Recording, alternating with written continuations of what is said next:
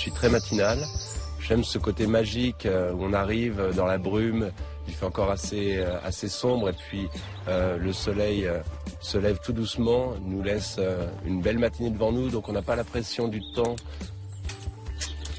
À ses débuts, la montgolfière est un passe-temps de la noblesse française. Guère étonnant que le premier vol avec passagers ait décollé devant un château. Au XVIIIe siècle, le ballon n'est pas composé d'une enveloppe que l'on gonfle, mais il est en toile rigide. Nicolas est né dans une famille de pilotes. Un vol en montgolfière est à l'image de la vie.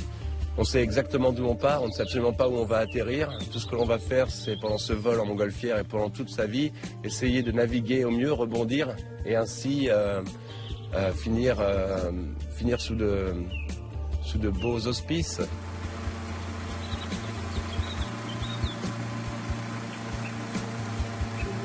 Une simple observation est à l'origine de l'invention du ballon à air chaud par les frères Montgolfier, hardis pionniers des airs.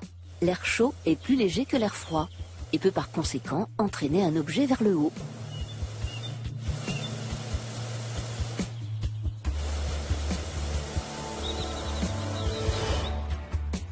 C'est en 1783, quelques années avant la Révolution, que Joseph et Jacques Montgolfier font décoller de Versailles le premier ballon avec des passagers peu ordinaires, un mouton, un coq et un canard.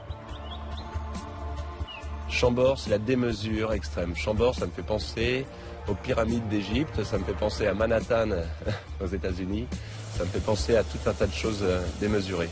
Chambord, c'est l'accomplissement fantastique d'un roi fantastique. Pendant ce temps, Nicolas, notre pilote de montgolfière, se laisse porter par le vent au-dessus des terres de ses ancêtres. J'aime beaucoup l'histoire et le fait de survoler cette région, eh bien, on comprend un petit peu mieux ce que nos ancêtres sont venus trouver ici et pour quelles raisons ils se sont installés ici.